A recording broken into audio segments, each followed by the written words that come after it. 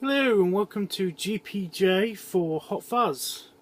I'm really excited about this one because I've got loads of questions for once, and I like that because lots and lots and lots of bonus round ones I was kind of getting a bit worried and a bit annoyed as well because it's just kind of lame. But then the Batman Begins one happened and I had lots of questions and they are all answered and they're all good and people like them. So here we go for Hot Fuzz, and it's again just so good with all of the questions. Who does the opening voice over for Hot Fuzz? Now you might know this.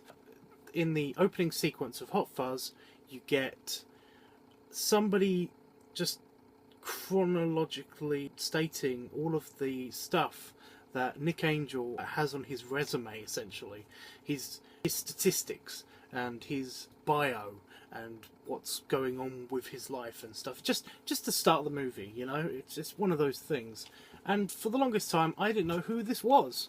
I have no idea who this is. Now it sounds kind of like it could be Martin Freeman, it could be Edgar Wright, no, it could be anybody, and it was impossible to find out the answer. I really couldn't find out the answer, and that's one of the reasons why these videos have been taking so long to upload. But I'll get onto those in the vlog section at the end of this. But here we go. It's actually impossible to find out because they are not listed anywhere. But based on a similar voiceover that this person has done for something else, How to Lose Friends and Alienate People, it's Simon Pegg. It's Simon Pegg himself doing the voiceover. This might be completely not true, but if you line them up, listen to one and then listen to another one, then you know it's him, and that's kind of cool. He's doing his own voiceover, or Nicholas Angel is doing his own voiceover. It could even be him later in life doing his own voiceover, but I doubt that Hot Fuzz is that deep. It's a fun theory, you know, not a game theory, but a fun theory. A fuzz theory? I like that. Maybe. Anyway, it's Simon Pegg. It's quite incredible to believe that he does all this stuff. He does so much. He is one of my favourite people on the planet because he doesn't just do acting. He does some storyboard work. He does some writing. He does some directing. He does comedy. He writes a incredible blog. He even works for a bunch of editorial stuff. He's really multi-talented, and his acting is one of the most visible because, you know, it's on TV and movies and like little things. I recently found him in Cuban Fury, and that was just because Nick Frost was in that movie, is the lead in that movie, and he was just there, and I didn't even notice that before. I don't know. It's one of those things that I do kind of love Simon Pegg. He's one of my favourite people on the planet, but still not entirely sure, you know, that I could credit everything as being his. Well, I don't know where I'm going with this. I was just buying time so that I can get on with the with opening the file for the offensive question thing. So yeah. Okay, so I'm back. This is the vlog. I'm back. I'm back from the ball. A couple of bullshit things happened, both at the ball and here. I mean, actually mainly at the ball, and that was that I had a great time. I had a really good time. I had, you know, I met up with lots of people that I only see once a year. It's excellent, you know, it's just excellent. It's an excellent event.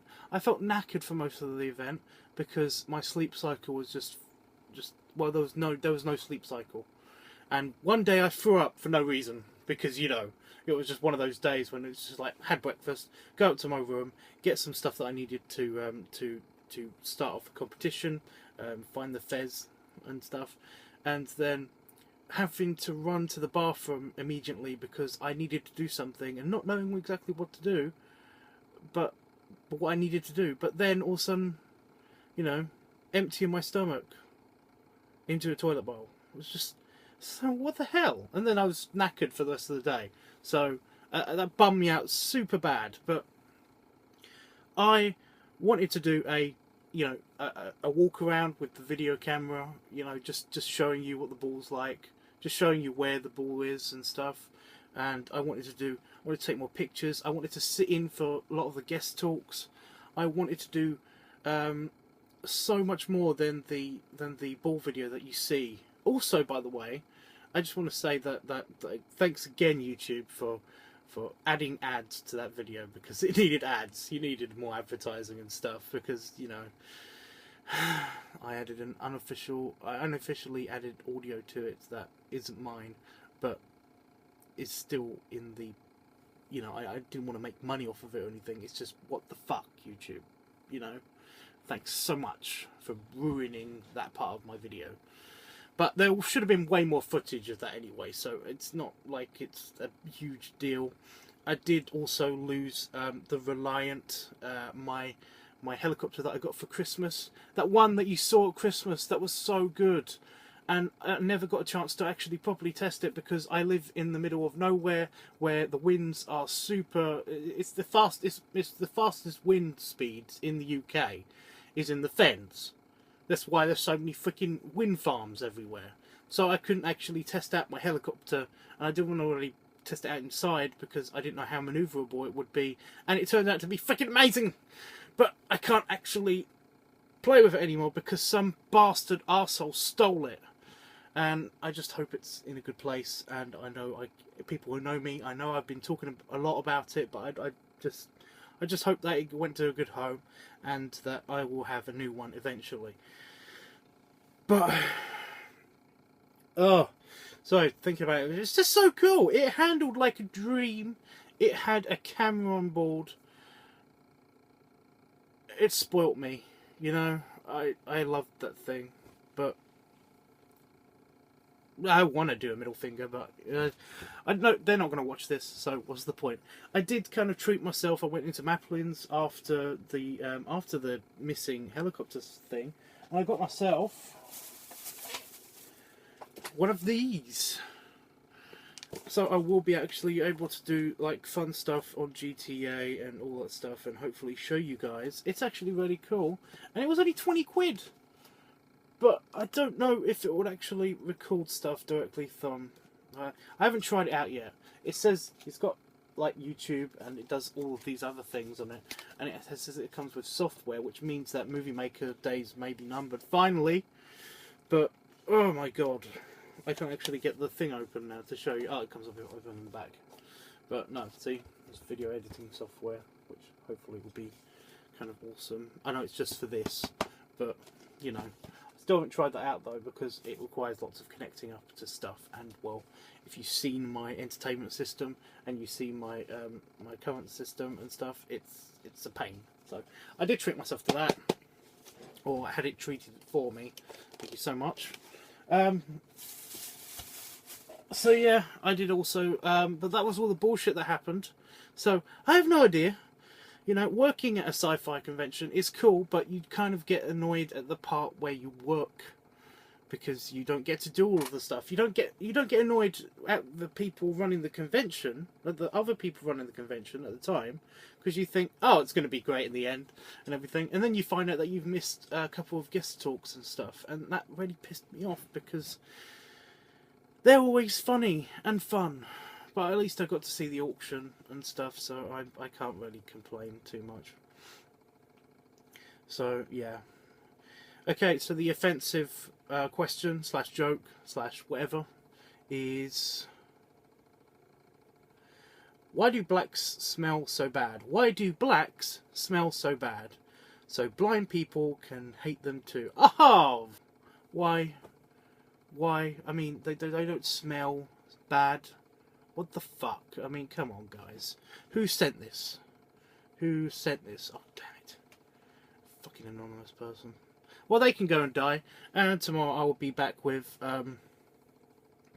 answer 2 of Hot Fuzz, is the Baton of Honor real? So, enjoy this, whatever this is. I'm just going to push the button. It's this whole big thing. Hey guys, just a quick side note. I just want to say that that this movie, Zack and Miri Make a Porno, is my favourite movie of all time. I just watched it again. I just had to get it in because basically I don't like I don't I don't like trying to remember stuff like this, and I'm about to take this back inside and put it back on the shelf and stuff. But no, it's just that it's one of my favourite movies. It's a Kevin Smith movie, which is like hard to believe, but it's a really nice romantic story. It's really nice comedy as well. The only problem with it is I would say that it is an 18. There is boobies in this, lots and lots of boobies in this. So let me just say, if you, I hate the stupid warning system anyway. You don't need on a film like this. You don't really need it because yes, there are boobies, yes, there is a couple of dick shots, but it's pretty not that offensive. It's really nicely shot. So yeah, there is profanity in it, of course, but then again, you're watching YouTube, and I use profanity all the time, and I never see it as a huge deal anyway. So that's the DVD menu. There we go. So all I'm saying is that if you are below 18, or however the rating system works in America, or wherever you're watching this from, then just like try and watch it when your folks aren't around. I showed this to my parents. I watched this with my parents, and it wasn't awkward at all. Now that I'm thinking about it, it was totally awkward, but at the time, not at all. So I just want to say, favourite movie of all time. Watched it again. Still freaking awesome. So yeah.